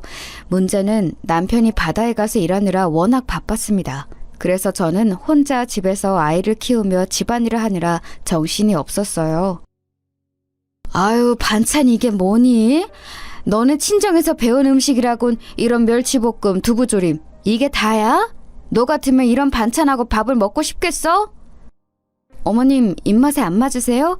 죄송해요. 제가 신경 쓴다고 썼는데 아직 많이 부족해요. 내일은 더 맛있게 만들게요. 혹시 드시고 싶은 거 있으세요? 있으면 해주려고? 또 소금 잔뜩 넣어서 짜서 못 먹게 하거나 한강물처럼 밍밍해서 아무 맛도 안 나게 할 거잖아. 너는 그래도 시집 온 지 몇 년이 지났는데 아직도 이렇게 서툴러? 죄송해요. 저도 열심히 한다고 한 건데 다음번에는 더 잘할게요. 그러니까 너무 노여워하지 마세요. 남편하고는 아무 문제가 없었는데 시어머니와 고부 갈등은 아주 심했습니다. 시어머니는 저를 대놓고 싫어하셨어요. 차라리 이유가 있으면 제가 고치기라도 했을 텐데 그런 것도 아니었습니다. 시어머니는 그냥 며느리인 제가 싫으셨던 거예요. 그래서 괜히 꼬투리를 잡아 저를 괴롭혔습니다. 심지어 시어머니는 우리 자식들도 성별로 차별하셨어요. 저랑 남편은 남아선호 사상이 하나도 없었고 모든 자식이 소중했는데 시어머니가 오히려 나서서 차별하더라고요. 계집 애들은 저리 가라. 이거는 우리 소중한 손자들 거니까 너희는 넘보지 마. 내가 우리 손자들만 먹이려고 시장 가서 사온 거야. 어디 손을 대려고 해? 대를 잇는 건 우리 손자들이야. 어머님, 그래도 애들인데 같이 나눠 먹으면 좋잖아요. 이렇게 아들만 챙기면 교육상에도 좋지 않고 또... 시끄럽다. 내가 내 돈으로 우리 손자들만 먹이겠다는데 뭐가 말이 많아? 너는 가서 빨리 밥이나 해. 곧 너희 시아버지랑 남편 올 때잖니. 우리 오남매는 장남, 차남, 그리고 셋째와 넷째는 여자아이고 막내는 남자였어요. 그래서 우리 딸들에게 저는 시어머니 몰래 더 챙겨주고는 했습니다. 이런 시어머니와 같이 살며 저는 나중에 만약 며느리가 생긴다면 진짜 잘해줘야겠다고 생각했어요. 그래도 남편과 시아버지는 저에게 시어머니처럼 못되게 굴지는 않았으니 그나마 버텼는데 그것도 오래가지 않았습니다. 왜냐하면 우리 가족에 불행이 찾아왔거든요. 그날은 천둥 번개가 치고 아주 비가 많이 내리던 날이었습니다. 보통 이러면 절대 배를 띄우지 않아요. 그런데 시아버지가 그날 유독 고집을 부리셨습니다. 이 정도는 괜찮다. 내가 바다에 나간 게 하루 이틀이야? 나한테 딸린 식구가 몇인데 가서 생선 한 마리라도 더 잡아서 가족들 먹여 살려야지. 걱정하지 말고 들어가라. 오래 안 있을 거야. 금방 올 거니까 걱정하지 마. 아버지 안 돼요. 그러면 저도 데려가세요. 혼자 이 날씨에 아버지를 바다로 보내는 것은 제가 용납 못해요. 여보, 어머니, 저 아버지랑 같이 다녀올게요. 보니까 비가 곧 그칠 수도 있을 것 같아요. 딱 보니까 안 돼. 가지마, 어? 지금 비가 이렇게 내리는 거 보면 분명 배가 뒤집힐 거야. 여보, 돌아와. 안 돼. 얘, 넌 뭐 하고 있는 거야? 빨리 네 시아버지랑 남편을 말려야지. 비가 너무 많이 내려 시야 확보도 어려웠는데 시아버지는 굳이 배를 타고 나가셨어요. 그런 시아버지를 혼자 보낼 수 없다고 남편은 따라갔고 시어머니는 말리셨죠. 저는 그날따라 유독 보채는 막내를 달래느라 정신도 없었고 무엇보다 시아버지의 고집을 아는 상태였습니다. 시아버지는 마음먹은 것은 반드시 해야 하는 분이셨거든요. 그래서 말려도 듣지 않는다는 것을 이미 알고 있었습니다. 그렇게 시아버지와 남편을 보내고 저도 당연히 마음이 편치 않았어요. 어떡하지? 비가 도저히 그치질 않네. 이러다 배가 뒤집힐 것 같은데. 저기 박 선장님, 지금 우리 시아버지랑 남편이 바다로 갔는데 돌아오라고 해야지 않을까요? 이 날씨에 배를 타고 바다로 갔다고? 목숨이 두 개야? 무슨 정신으로 그런 거야? 애초에 나가게 하지 말았어야지. 아이고, 그 양반 또 고집 부렸네. 죽고 싶어 환장한 게 아니라면 나가면 안 돼. 어떡하니 어떡해. 그러게 너는 왜 옆에서 보고만 있던 거야? 이러다 내 남편하고 아들 죽으면 다 너 때문이야. 알겠어? 하여간 도움이 안 돼. 아이고, 아줌마, 왜 그걸 며느리 탓을 해요? 본인들이 배 띄어서 나간 건데. 아무튼 일단 기다려 봅시다. 이러다 멀쩡하게 돌아올 수도 있어요. 워낙 배를 다루는데 선수니까 뭐. 시간이 점점 흐르고 마을 사람들도 같이 걱정하기 시작했어요. 기적처럼 다시 2명이 돌아오길 바랐는데 해가 뜨고 비가 멈춰도 시아버지와 남편은 돌아오지 않았습니다. 결국 구조대가 나가서 2명을 발견했는데 안타깝게도 시아버지는 이미 하늘로 간 상태였어요. 정말 기적적으로 남편은 숨이 아직 붙어있는 상태로 발견되었습니다. 보통 이런 경우에 이렇게 살아있는 상태로 발견되는 게 진짜 희박하거든요. 너무 다행입니다. 의식은 없어도 나중에 눈을 뜰 수도 있으니 희망이라도 있잖아요. 돌아가신 분은 안타깝게 생각해요. 아이고 여보, 내가 그렇게 나가지 말라고 했잖아. 나는 어떻게 살아. 아이고, 내 아들, 불쌍한 내 아들. 우리 아들 눈 떠봐. 엄마 왔어. 구조대원이 뭐라 하는지 귀에 들리지도 않았어요. 너무 충격적이었고 믿고 싶지 않았습니다. 시아버지는 손을 쓸 수도 없는 상태였고 우리 남편은 마치 잠을 자는 것처럼 병원에 그대로 입원하게 되었어요. 이게 다 너 때문이야. 이 망할려나. 네가 말렸어야지. 비가 그렇게 오는데 바다로 가는 것을 그냥 그대로 냅둬? 나였으면 절대 그렇게 안 했어. 내 남편 살려내라고. 아유, 왜 이러세요? 며느리가 무슨 잘못을 얼마나 했다고. 갑자기 혼자 5명이나 되는 아이들을 키워야 하는데 거기다 대고 이러면 어떡해요. 그리고 바다로 나간 것은 본인들의 의지였잖아요. 너무 뭐라고 하지 마세요. 당신이 뭘 알아? 저리 안 꺼져? 남의 집에는 왜 와서 난리야? 우리 집 일에 신경 끄고 갈 길 가. 내 남편 살려낼 거 아니면 꺼져. 시어머니는 우리 가족의 불행을 다 제 탓으로 돌렸어요. 이웃들이 말릴 정도로 저에게 심하게 뭐라고 했는데 막상 제 귀에는 들리지도 않았습니다. 저는 누구의 탓도 할 생각이 없었어요. 아니, 할 수가 없었습니다. 당장 제 밑으로 5명의 아이들이 있었는데 도대체 어떤 방법으로 돈을 벌어야 하는지 막막했거든요. 시집와서 계속 집에서 아이를 낳고 살림만 했기 때문에 제가 할 수 있는 것은 없었습니다. 거기가 바닷가라 대부분이 수산업에 종사했는데 배를 타고 바다로 가는 법도 몰랐거든요. 그리고 알았다고 해도 우리 아이들이 그때 죄다 어렸어요. 일단 급한 대로 수산시장에 나가 물고기를 손질하는 법을 배웠습니다. 다행히 우리 집 사정을 아는 분들이 저를 직원으로 채용해 주셨죠. 힘들어도 꾹 참고 일했어요. 나가서 돈을 더 벌어와. 이 돈으로 우리가 어떻게 먹고 사니? 우리 아들 불쌍해 죽겠다. 이러다 우리 아들 죽으면 그땐 어떡할 거야? 내 새끼 병원비랑 우리 손자들 식비가 부족하잖아. 나가서 돈을 더 벌어오라고. 어머니, 저도 참을 만큼 참았어요. 제가 죽어라 밖에서 돈 벌어오는 거 모르세요? 아시잖아요. 동네 사람들도 저보고 안쓰럽다고 하는데 어머니는 왜 그러세요? 뭐? 네가 지금 집안의 남자들이 이 모양이 됐다고 시어머니를 우습게 하는 거냐? 내가 우스워? 우습냐고? 며느리가 시어머니한테 이래도 돼? 너 옛날이면 이미 집에서 쫓겨났어. 아무것도 가진 게 없으면서. 그래서 저도 열심히 일하잖아요. 새벽부터 일어나서 수산시장 가서 생선 다듬고 시간 나면 다른 식당 가서 설거지하고. 남들은 이렇게 일하는 제가 안쓰럽다고 하는데 도대체 어머니는 왜 저를 못 잡아먹어 안달이세요? 그런 생활이 지속되자 저도 더는 참고만 있을 수는 없더라고요. 그래서 시어머니와 다투는 일도 많아졌습니다. 잠도 줄이고 밥도 안 먹어가며 이랬는데 돌아오는 것은 시어머니의 구박이었으니 저도 속상했어요. 시어머니는 제가 지지 않고 대응하자 더 분노하셨죠. 집안 분위기가 이러니 아이들도 눈치를 많이 보기 시작했어요. 저는 그래서 아직도 우리 오남매에게 미안한 부분이 이거랍니다. 어머니, 현수가 체육을 포기한다고 하더라고요. 저한테 여전히 야구가 좋지만 집안 사정상 더 지족할 수는 없다고 하던데 제가 봤을 때 우리 현수 운동에 재능 많아요. 이대로 시기 놓치면 평생 후회할 것 같습니다. 저도 우리 장남이 야구에 재능이 아주 많다는 것은 알아요.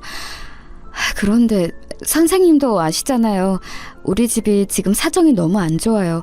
애들 학비도 겨우 내고 밥도 겨우 먹이고 있어요. 아니, 밥도 가끔은 돈이 없어서 고구마로 대체해요. 이 상황에서 어떻게 야구를 시키겠어요. 그렇죠. 현수 본인도 그걸 아니까 자기가 스스로 그만하겠다고 하더라고요. 저는 그냥 아쉬워서 한 말이에요. 워낙 유망주라 서울에서도 현수 하나 보려고 많이 내려오고 하니까요. 말씀하신 것은 잘 알겠습니다. 제가 제일 속상했던 점은 바로 장남이었어요. 장남은 어렸을 때부터 유난히 운동을 매우 잘했거든요. 특히 야구에 소질이 있는 아이라 학교 체육 선생님의 재능을 알아보고 밀어주었습니다. 그런데 주변에 운동하는 사람이 있으면 아실 텐데 운동도 돈이 있어야 가능한 종목이거든요. 장비도 그렇고 훈련비도 그렇고 우리 집 상황상 절대 운동을 시키질 못했어요. 현수야, 엄마가 너무 미안해. 우리 아들 그렇게 좋아하고 잘하는 것도 못 시켜주고 네 아빠 병원비가 너무 많이 들어서 엄마가 도저히 아무리 이래도 우리 아들 운동을 지원 못해줘. 엄마 괜찮아. 이런 상황에서 내가 계속 야구를 하겠다고 하는 것은 내 욕심이잖아. 나는 그냥 빨리 학교 졸업해서 우리 동생들 키우는 게 내 목표야. 아빠 병원비도 내가 벌어서 낼게. 빨리 어른이 되었으면 좋겠어. 그래야 엄마를 도울 수 있잖아. 내가 이 세상에서 지금 믿을 수 있는 것은 바로 너 하나야. 엄마가 너무 미안하고 고맙다. 남들은 장남에게 모든 것을 쏘아붙던데 엄마는 오히려 너를 제일 못 챙기고 있네. 아들 고맙고 미안하다. 사람이 사정이 다 다르잖아. 그러니까 엄마는 나한테 미안해하지 마. 내가 얼른 졸업해서 우리 엄마 더 일 안 하게 노력할게. 동생들도 내가 책임질 거야. 알겠지? 본인이 그렇게 좋아하고 잘하던 것을 상황 때문에 포기했지만 장남은 오히려 저를 위로했어요. 흔히 말하는 아픈 손가락 아시죠? 저한테 장남은 아픈 손가락이었습니다. 이런 장남은 실제로 고등학교를 졸업하고 바로 인근에 있는 공장에 취업했어요. 집에도 들어오지 않고 일부러 잔업까지 하며 돈을 벌어 동생들 뒷바라지를 했습니다. 엄마, 이번 달 월급이야. 이걸로 동생들 학비 내고 부족한 거 없게 해줘. 그리고 아빠 병원비도 내가 병원에 가서 어느 정도 갚았어. 혹시 나 몰래 돈 빌린 거 있어? 그런 거 있으면 말해. 현수야, 엄마가 너무 고맙다. 확실히 네가 돈을 벌기 시작하면서 우리 집 형편이 많이 나아졌어. 엄마도 이제 잠자는 시간이 늘었거든. 만약 네가 없었다면 엄마는 동생들을 데리고 길거리에서 살았어야 해. 나도 내가 성인이 되어 돈을 벌 수 있어서 얼마나 좋은지 몰라. 엄마가 나 때문에 부담이 덜 된다니까 너무 기쁘다. 아, 엄마, 할머니는 어떻게 할 거야? 동네 사람들이 할머니 노망 논 거 아니냐고 말이 많아. 장남이 성인이 되어 돈을 버니까 확실히 경제적으로 부담이 덜 됐어요. 동생들을 위해 본인 몸을 희생하며 돈을 버는 장남을 보며 마음이 아프면서도 참 대견했습니다. 하지만 제 인생은 도대체 왜 이렇게 험난할까요? 이제 겨우 숨통이 트이나 싶었더니 시어머니가 말 그대로 노망이 났습니다. 내 남편, 저기요, 우리 남편 못 봤어요? 우리 남편은 바다로 갔나? 아닌가? 죽은 거 아니야. 우리 남편은 안 죽었어. 뭘 봐? 뭘 보냐고? 시어머니는 말도 안 되는 헛소리를 마구하며 동네를 돌아다녔어요. 워낙 좁은 동네라 서로가 아는 사이였는데 주민들은 우리 집에 와서 저에게 뭐라 하기 시작했습니다. 아니, 그쪽 집 사정 안타까운 건 나도 알지. 그런데 할머니 단속을 좀 했으면 좋겠어요. 내가 우리 집 앞을 무서워서 못 다니겠다니까. 저렇게 허공을 보면서 막 혼자 웃고 우는데 무서워 죽겠어. 나도 무서워서 왔어요. 아니, 혼자 저러면 누가 뭐라고 하나? 왜 지나가는 사람들한테 시비를 걸어? 심지어 아이들한테도 그러더라고. 우리 아들한테는 갑자기 본인 아들이라고 병원에 있는 사람이 내 아들이래. 말이 돼? 그러셨구나. 죄송해요. 제가 우리 할머니 단속 열심히 할게요. 그러니까 우리 집은 그만 찾아오세요.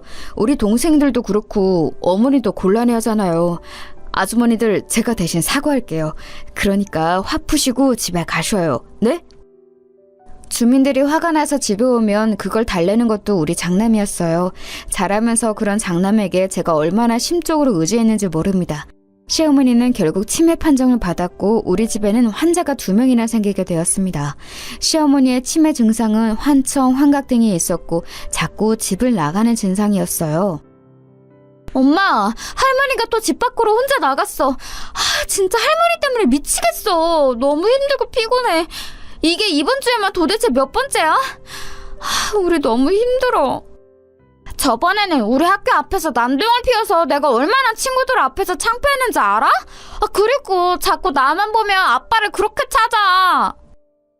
아이들은 시어머니의 치매 증상에 상당히 고통스러워했습니다. 그래도 그런 시어머니를 다른 곳으로 보낼 수는 없었어요. 요양원에 보낼 돈이 없었거든요. 그렇게 치매 시어머니를 모시고 살던 저한테 그나마 다행이었던 점은 남편이 몇 년 후에 눈을 떴다는 사실이었습니다. 여보, 이게 얼마만이야? 나는 당신이 영영 깨어나지 못할 줄 알았어. 이렇게 눈을 뜨다니 나 너무 기뻐. 내가 옆에서 열심히 간호할 테니까 조금만 더 힘을 내자. 지금 깨어난 지 얼마 되지 않아서 말하는 게 힘들 거라고 했어. 굳이 말 안 해도 돼. 남편이 의식이 들자 옆에서 간호할 사람이 필요했어요. 집 안에는 치매 환자가 있었고 병원에는 이렇게 수발들 사람이 필요했죠. 몸이 하나여도 모자랐던 시절이랍니다. 남편의 몸이 완전히 회복될 때까지 저는 거의 병원에서 지냈어요.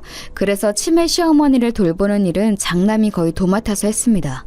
나머지 아이들은 시어머니를 감당하는 것을 힘들어했거든요. 현수야, 미안하다. 엄마가 아빠 간호하느라 집에 신경을 못 쓰네. 일하느라 바쁜데 이렇게 할머니랑 동생들까지 돌보고. 엄마는 너한테 왜 이렇게 미안한 일만 생기는 걸까? 우리 아들 고맙고 미안하다. 엄마, 힘들 때일수록 뭉쳐야 하는 게 바로 가족이야. 그러니까 나한테 미안하다는 말은 그만해. 나는 진짜로 우리 가족을 위해서라면 전혀 힘들지 않아. 오히려 우리 동생들이 나를 믿고 의지했으면 좋겠어. 저한테 유일한 버팀목은 우리 장남이었어요. 이런 생활이 지속되면서 다른 자식들은 대학도 가고 본인 하고 싶은 일들을 하며 자기 살 길을 찾아갔습니다. 누구 하나 탈선하지 않고 잘 자라주어 고마웠어요. 그러면서 본인을 희생하며 동생들에게 자기 인생을 바친 장남에게 미안한 마음은 더 커지게 되었습니다. 내가 형보다 먼저 결혼해도 진짜 괜찮아? 형, 혹시 만나는 여자 있으면 먼저 결혼해도 돼.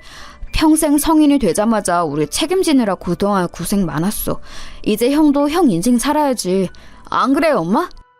그래, 맞아, 현수야. 이제 가족들에게 그만 베풀고 네 인생 살아. 둘째는 결혼한 여자가 있으니 다행인데 우리 현수는 만나는 여자도 없는 것 같던데 맞니? 아이 참, 몇 번을 말해. 나는 괜찮아. 그러니까 둘째 네가 먼저 결혼해도 돼. 그리고 내가 그동안 모은 돈으로 집도 얻어서 살아. 나는 내 인생은 우리 가족을 위해 희생하기로 예전부터 마음먹었어. 나머지 동생들도 결혼하는 거 다 봐야 마음이 편할 것 같다. 형, 고마워. 이 은혜 절대 잊지 않을게. 나는 형이 얼마나 고생하면서 돈 벌었는지 다 알아. 심지어 장남은 남들은 다 하는 연애도 하지 않았어요. 둘째가 장남보다 먼저 결혼해서 집을 나갔고 그 뒤로도 셋째와 넷째까지 결혼했습니다. 동생들이 먼저 결혼하는데도 장남은 아무렇지도 않았어요. 오히려 본인이 뼈 빠지게 잔업을 하며 번 돈을 결혼 자금에 보태라고 주었습니다. 그 모습을 보며 저는 뿌듯한 마음보다는 안타깝고 미안한 마음이 훨씬 컸어요. 어느새 제 아픈 손가락인 장남은 노총각이 되어 있었습니다. 아이고, 노인네가 드디어 하늘로 가셨네. 그래도 아들이 의식 돌아온 거 보고 가셔서 그나마 다행이야. 하늘에서는 편안하게 남편 만나서 잘 사셨으면 좋겠네. 그러니까요. 저는 이제 어머님께 안 좋은 감정도 없어요. 그냥 이제 말 그대로 편안한 상태가 되시길 바래요. 천국에서라도 행복하게 살아야죠. 우리 어머님도 고생 많으셨어요. 시어머니도 시아버지를 따라 하늘로 가게 되었어요. 막판에 치매가 매우 심해서 저도 많이 힘들었습니다. 그런데 막상 돌아가시니 제 마음이 마냥 편하지는 않더라고요. 너무 미운 시어머니였는데 미운 정이 들었었나 봐요. 시어머니가 돌아가시고 남편도 어느 정도 어눌하게 말은 할 수 있는 상태가 되었습니다. 의사는 남편의 상태가 좋은 편은 아니라 언제 죽어도 이상하지 않은 상태라고 하더라고요. 그래도 살아있어서 다행이라는 생각이 들었어요. 이렇게 힘든 인생이어도 버티면서 살고 있었는데 한 가지 좋은 소식이 들려왔습니다. 엄마, 나 만나는 여자 생겼어. 큰 문제가 없다면 아마 이 여자와 결혼할 것 같아. 우리 근처의 도시에 사는 여잔데 내가 일하면서 왔다 갔다 하다 만나게 됐어. 어리지만 예쁘고 친절해서 이런 사람이라면 결혼하고 싶더라. 뭐? 아, 세상에, 우리 첫째 아들이 드디어 결혼한다고? 이게 무슨 일이야? 엄마는 이제 죽어도 여한이 없어. 우리 장남의 결혼이 내 인생의 고민이었는데, 어머, 웬일이니? 장남이 드디어 결혼할 여자를 찾았다는 거였어요. 얼마 지나지 않아 장남은 며느리가 될 여자를 집으로 데려왔습니다. 저는 시어머니에게 시집살이를 심하게 당했다고 했잖아요. 그래서 우리 며느리들이 심기를 건드리는 것을 매우 싫어했어요. 오히려 우리 딸들보다 며느리들에게 더 잘해줄 정도였습니다. 첫째 며느리가 집에 인사 온다길래 며칠 전부터 요리에 신경을 썼어요. 다른 자식도 물론 소중하지만 장남은 저에게 의미가 아주 특별했으니까요. 어머, 어머님, 이게 다 뭐예요? 제가 해산물 좋아하는 것은 어떻게 하시고 이렇게 준비해 주셨어요? 저 진짜 갈치조림은 밥 2공기도 먹어요. 세상에, 제가 다 좋아하는 것들이네요. 그러니? 다행이다. 내가 우리 장남에게 며느리 될 사람이 해산물을 좋아한다는 소리를 듣고 며칠 전부터 준비한 거야. 입맛에 맞았으면 좋겠네. 만약 입맛에 안 맞으면 미안하다. 다음에는 더 맛있게 해줄게. 첫째 며느리의 첫인상은 아주 좋았습니다. 어찌나 살가운지 우리 장남이 여자 하나는 잘 골랐다 싶었어요. 다른 며느리들은 착하고 선했는데 동시에 성격이 내성적이라 조용했거든요. 그런 며느리들이 싫었던 것은 절대 아닌데 아무래도 밝은 성격의 며느리가, 그것도 첫째 며느리가 좋았습니다. 현수야, 엄마가 네 결혼에 많은 돈을 못 줘서 미안해. 너는 동생들한테 그동안 모은 돈을 결혼 자금으로 줬는데 오히려 너는 가져가는 돈이 없네. 내가 진짜 너한테는 면목이 없다. 에이, 엄마, 내가 뭐 그런 거 바라고 애들 뒷바라지 했어? 아닌 거 알잖아. 애초에 나는 그 돈을 돌려받거나 나도 똑같이 받아야 한다는 생각 자체가 없었어. 그러니까 신경 쓰지 마. 너무 슬펐던 점은 장남은 일하면서 모은 돈을 다 동생들 결혼 자금으로 주었는데 저는 장남에게 줄 돈이 없다는 거였습니다. 장남에겐 평생 미안한 마음뿐이었죠. 그래서 첫째 며느리에게 더 잘하려고 애썼던 것도 있어요. 형님은 매번 시댁에 오면 하는 것도 없이 저렇게 혼자 앉아있어요. 솔직히 어머님이 며느리들한테 얼마나 잘해주시는데 너무해요. 어떻게 혼자만 쏙 빠져서 저럴 수가 있는 거죠? 요리가 익숙하지 않아서 그런가 보다. 내가 더 잘 테니 아가, 너도 가서 쉬렴. 나는 괜찮으니까 너무 걱정하지 말고, 응? 어머님 손목도 안 좋으시면서 왜 그러세요? 저야말로 괜찮아요. 형님은 제가 좋게 보고 싶어도 너무 밉상이에요. 저라면 절대 저렇게 행동 안 해요. 너무 얄미운 게 아주버님이 있으면 저런 행동 안 하는 거 아시죠? 첫째 며느리는 결혼하고 행동이 완전히 바뀌었어요. 여우처럼 장남이 있으면 살갑게 다가오는 척하며 도왔는데 장남이 자리를 비우면 아무것도 하지 않고 소파에 누워서 핸드폰을 하기 바빴습니다. 그걸 보며 둘째 며느리도 그렇고 딸들이 불만이 매우 많았어요. 내가 시누이 집 한다고 할까봐 일부러 가만히 있는데 아무리 봐도 첫째 새언니는 너무해. 저라면서 엄마가 만든 반찬은 쏙 가져가더라? 어떻게 사람이 저러니? 아휴. 너무 뭐라고 하지 마. 그래도 너희 오빠랑 결혼해서 사는 사람이잖아. 그러니까 싫어도 티 절대 내지 마. 너희를 오빠를 봐서라도. 알겠어? 나도 당연히 오빠 생각해서 가만히 있는 거지. 우리 오빠가 평생 연애라고는 안 하고 우리를 위해 살아서 저런 여우 같은 여자한테 홀랑 속은 거지. 진짜 순진해서 걱정이야. 차라리 좀 놀 거 다 놀았으면 얼마나 좋아? 너희 오빠가 워낙 우리를 위해 살아서 그렇지. 엄마도 너희 새언니가 완전히 마음에 드는 것은 절대 아니야. 그냥 장남 얼굴을 봐서 참는 거야. 장남은 젊은 시절을 다 우리 가족을 위해 바쳐서 여자에 있어서는 문외한이었거든요. 그래도 본인은 만족하며 사는 것 같아 첫째 며느리에게는 전혀 티를 내지 않았습니다. 그러다 사건이 하나 발생했어요. 의식을 차린 후 병원에 계속 입원해 있던 남편이 하늘로 가게 되었습니다. 워낙 오래 입원해서 건강이 안 좋았고 예견된 일이었지만 당연히 슬펐어요. 그렇게 남편이 죽고 제 앞으로 사망보험금이 나왔습니다. 막내까지 결혼하고 다 나가서 살기 시작하니 집에는 저만 혼자 남게 되었어요. 시집 오고 계속 이 집에서 살았는데 시부모님은 다 돌아가시고 남편도 죽고 아이들도 결혼해서 나가니 저만 남았더라고요. 그러면서 저는 심하게 외로움을 타기 시작했어요. 미워도 미운 정이 차라리 낫더라고요. 제가 외로워하는 것을 제일 먼저 눈치챈 것은 바로 장남이었습니다. 엄마, 외롭지? 나랑 같이 살자. 내가 아내한테 말했더니 아내도 괜찮대. 나는 엄마가 혼자 그렇게 외롭게 사는 거 원하지 않아. 아유, 됐다. 나는 너희 할머니에게 시집살이를 너무 많이 당해서 며느리들 괴롭히는 것 질색이야. 내가 너희 집에 가면 며느리가 얼마나 괴롭겠어. 내가 그래서 아내한테 말했더니 아내가 오히려 그럼 이 집 팔고 돈 합쳐서 같이 살자고 하던데? 이번 주말에 아내랑 같이 찾아갈 테니까 진지하게 얘기해요, 그럼. 장남은 외로움을 타는 저에게 같이 살자고 얘기하더라고요. 하지만 며느리 눈치가 보여 가기가 싫었습니다. 시어머니를 모시고 살았던 입장이라 얼마나 고통스러운지 알거든요. 그런데 며느리는 장남과 찾아와서 저에게 같이 살자고 오히려 저를 설득했습니다. 저는 진짜 어머님하고 같이 사는 거 좋아요. 그러니까 이 집 팔고 우리가 지금 사는 집도 팔아서 더 넓은 곳으로 이사가서 살아요. 어머님만 괜찮으면 언제든지 환영이에요. 아, 그러니? 나는 너희들에게 내가 짐이 될까봐 그게 무서웠는데 네가 그렇다면 나는 너무 좋지. 아이고, 가서 내가 최대한 거슬리지 않도록 하마. 고맙다. 며느리의 설득에 저는 남편의 사망보험금과 집을 팔고 남은 돈, 그리고 제 비상금까지 수중에 있는 모든 돈을 다 합쳤어요. 진짜 저에게 남은 돈이라고는 없는 상태로 그렇게 첫째 아들네 집으로 들어가게 되었습니다. 엄마가 이 돈들 다 장남에게 주고 싶은데 그래도 되는 거지? 너희도 알잖니. 첫째가 너희 결혼자금 되느라 내가 장남에게 준 돈이 없어. 엄마의 마지막 소원이야. 엄마, 당연하죠. 게다가 지금 엄마까지 모시고 산다는데 당연히 그 돈은 형을 주는 게 맞지. 우리는 아무 불만이 없어요. 여기서 싫다고 하면 안 되는 거지. 맞아. 형이 우리 키우느라 얼마나 고생했는지 아는데 누가 여기서 싫다고 그래?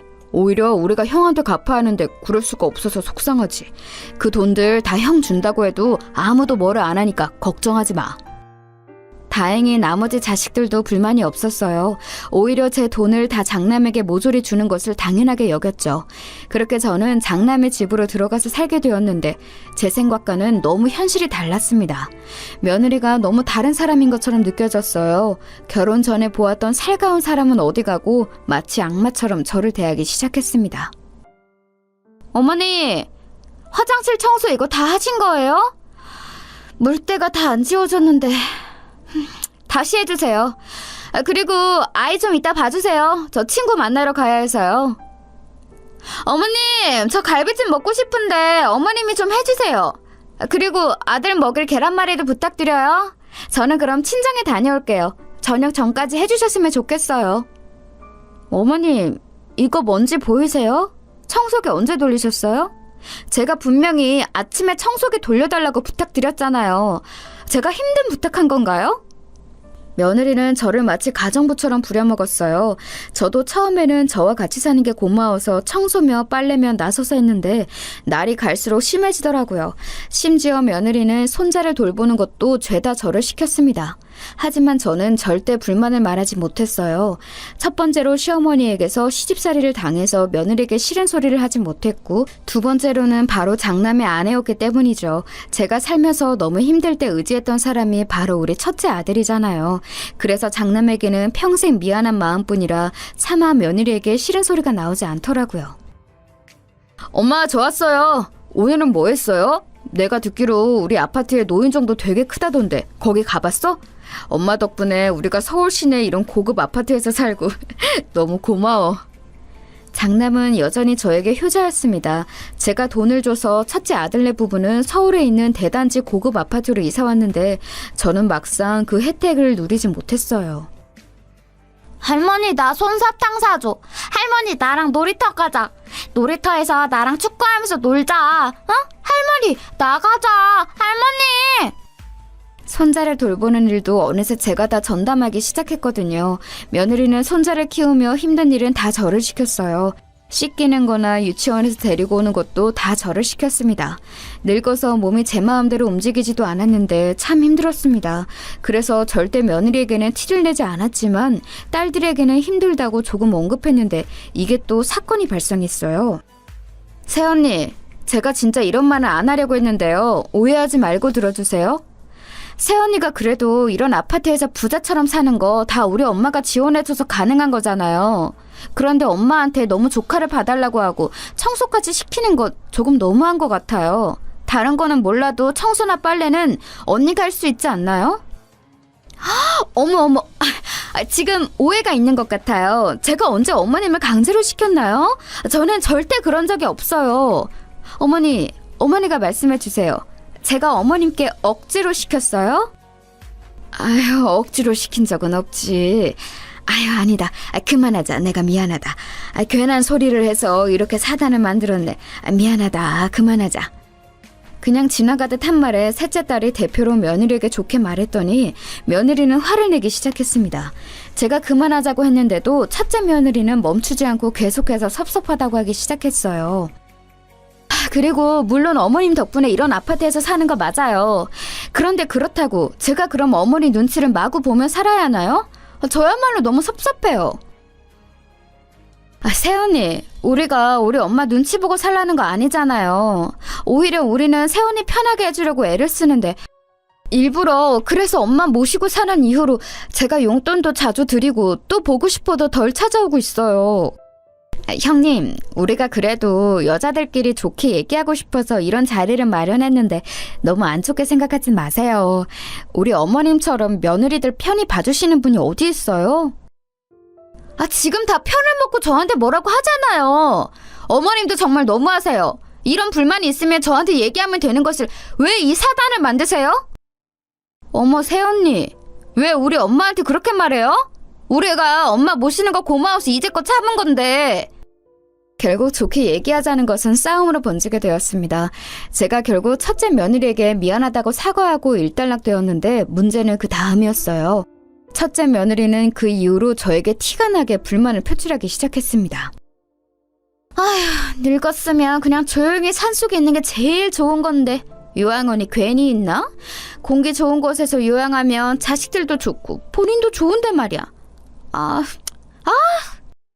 혼자 저보고 들으라는 듯이 집에서 큰 소리를 내기도 하고 심지어는 제가 집에 있는 것을 눈치 주기 시작했어요. 저는 속상했지만 최대한 티를 내지 않고 있었습니다. 그런데 며느리는 제가 무시한다고 느꼈는지 이번에는 저에게 대놓고 뭐라 하더라고요. 장남은 그때 공장에서 일하고 있었는데 나름 일한 지 그래도 꽤 많은 시간이 지나서 관리자급으로 일하고 있었어요. 장남이 출근하며 최소 10시간은 지나서 집에 오는데 그 시간이 저는 지옥이었습니다. 늙었으면 그냥 곱게 죽는 게 자식들을 위하는 건데 어머님은 그것도 모르세요? 하긴 모르니까 이렇게 자식 집에서 얹혀 살고 있지. 제가 일부러 대꾸하지 않으면 노골적으로 옆에 와서 계속 얘기하는 모습에 나중에는 첫째 며느리 얼굴만 봐도 무섭게 시작했어요. 자다가도 환청이 들리고 심지어 꿈에서도 며느리가 나와 새벽에 잘 수가 없었습니다. 엄마, 요즘은 새언니 어때? 저번에 그래도 그렇게 말한 이후로 조금 바뀌기는 했어?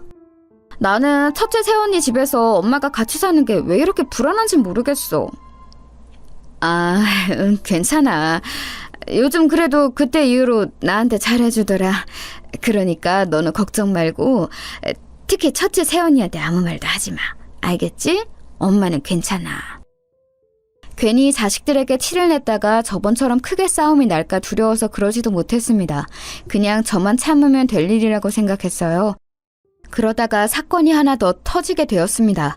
제가 그날 손자를 데리고 갔다가 그만 발을 헛디뎌서 넘어지게 되었어요. 손자를 안고 넘어져서 다행히 손자는 다치지 않았습니다. 엄마, 이게 무슨 일이야? 괜찮아?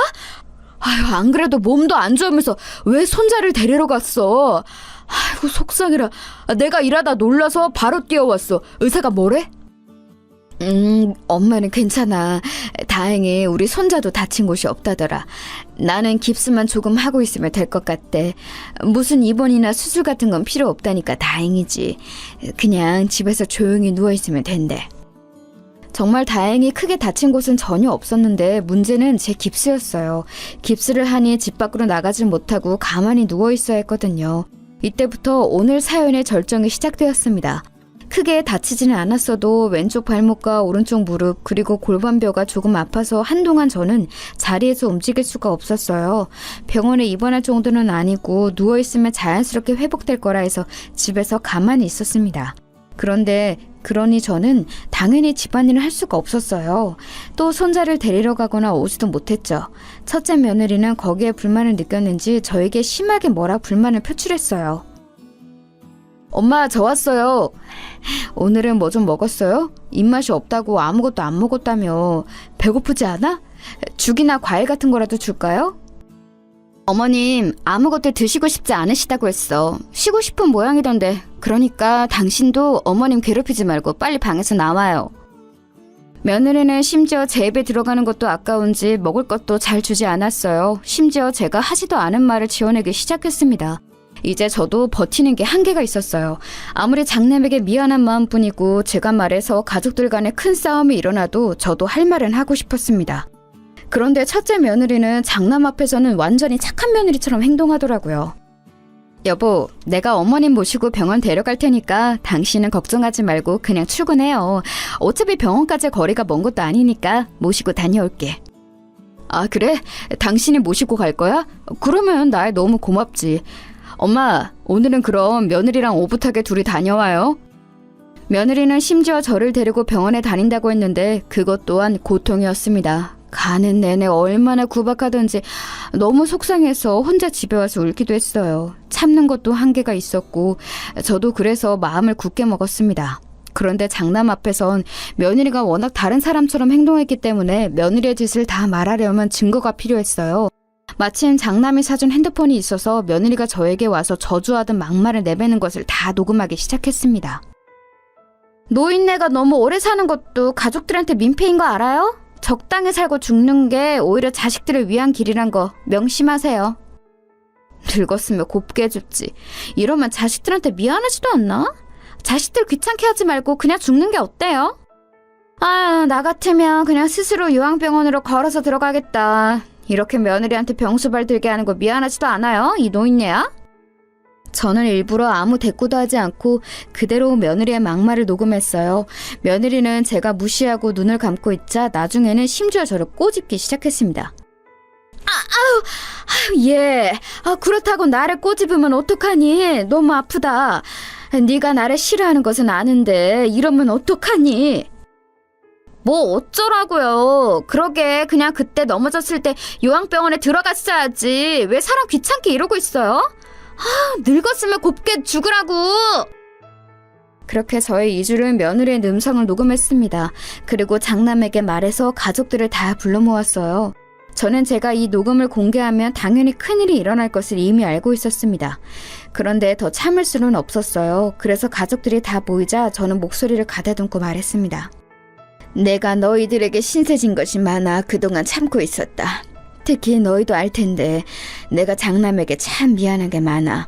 어려서부터 우리가 힘들 때 장남이 얼마나 우리를 도왔니. 혼자 고등학교 졸업식도 하기 전에 공장에 가서 일하고. 나는 그때 우리 첫째 아들을 생각하며 눈물밖에 나오질 않아. 그래서 내 아픈 손가락이 장남이기도 하고 최대한 우리 아들의 인생을 더 망치게 하고 싶지 않았어. 제가 여기까지 말하자 자식들은 다 공감하는 표정을 지었어요. 첫째 며느리만 저를 남몰래 째려보고 있었죠. 그래서 첫째 며느리가 나에게 아무리 못되게 굴어도 최대한 참았는데 도저히 내가 같이 못 살겠다. 지금부터 내가 녹음한 것을 들려줄 테니 판단은 너희가 해라. 이렇게 말하고 바로 핸드폰으로 녹음한 음성을 재생했습니다. 그러자 첫째 며느리의 막말이 가족들의 귀에 꽂히기 시작했죠. 어머 이게 지금 뭐예요? 당장 멈춰요. 일이 내놔요. 언제 녹음했어요? 세상에 웬일이야. 지금 이게 무슨 소리야? 당신 가만히 있어. 조용히 안 해? 엄마 계속 틀어봐. 세상에 늙었으면 조용히 죽으라고? 이게 우리 엄마한테 할 소리야? 당신 지금 제정신이야? 우리 엄마가 이런 소리를 들으면 같이 살고 있었던 거야? 나 너무 속상해서 말이 안 나와. 어떻게 세원이는 우리 엄마한테 이럴 수가 있어요? 우리가 엄마 공짜로 돌보겠어요? 매달 그렇게 돈을 줬는데 우리 엄마도 세원이 이런 고급 아파트에 살 수 있게 돈 많이 줬잖아요. 저한테는 앞에서 며느리 노릇은 혼자 다 한다고 온갖 앓는 소리를 다 하더니 뒤에서는 어머니께 이러고 있었던 거예요? 세상에, 어떻게 이렇게 사람이 이래요? 무섭다. 제가 녹음본을 다 재생하자 당연히 식구들은 난리가 나기 시작했습니다. 특히 장남은 화를 주체하지 못하고 몸을 떨며 울기 시작했어요. 당신이 어떻게 이럴 수가 있어? 나는 그것도 모르고 장모님하고 장인어른에게 얼마나 효도하고 있는데? 알면서도 어떻게 이래? 내가 처가에 들어가는 돈이 한 달에 얼마인지 알아? 우리 자식들이 다 당신에게 미안해서 그렇게 돈을 줬는데 그 돈은 다 받아갔으면서. 가족들의 원망이 다 첫째 며느리에게 향하자 첫째 며느리는 아무 말도 하지 못했습니다. 내가 나를 모시고 사는 것이 힘드니까 청소며 빨래며 음식이며 혼자 다 했단다. 심지어 본인 아들도 며느리는 돌보는 것이 싫었는지 내가 유치원 등하원도 했어. 나는 이 정도면 할 만큼 했다고 생각한다. 이제 더는 같이 못 살겠어. 첫째 며느리가 원하는 대로 나를 그냥 요양원에 보내주렴. 지금 무슨 소리를 하는 거야? 엄마를 어떻게 요양원에 보내? 내가 이혼할 거야. 나는 당신이 이렇게 무서운 사람인 줄 몰랐어. 우리 이혼하자. 이제 당신이랑 처가에 들어가는 돈은 땡전 한 푼도 없어. 이 집도 4명이야. 당장 나가. 장남은 크게 화를 내며 이혼 선언을 했습니다. 그러자 며느리가 어떻게 반응했는지 아세요? 그렇게 저에게 표독스럽게 굴던 사람은 사라지고 오히려 무릎을 꿇고 저에게 빌기 시작했어요. 어머니, 죄송해요. 제가 일부러 그런 것은 전혀 아니에요. 제 마음 아시죠? 제가 앞으로 잘할게요. 저 말들은 다 거짓이었어요. 저는 절대 진심으로 저런 말을 하지 않았어요. 아시잖아요. 심지어 우리 엄마를 꼬집었다고? 진짜 미친 거 아니야? 당장 이혼해.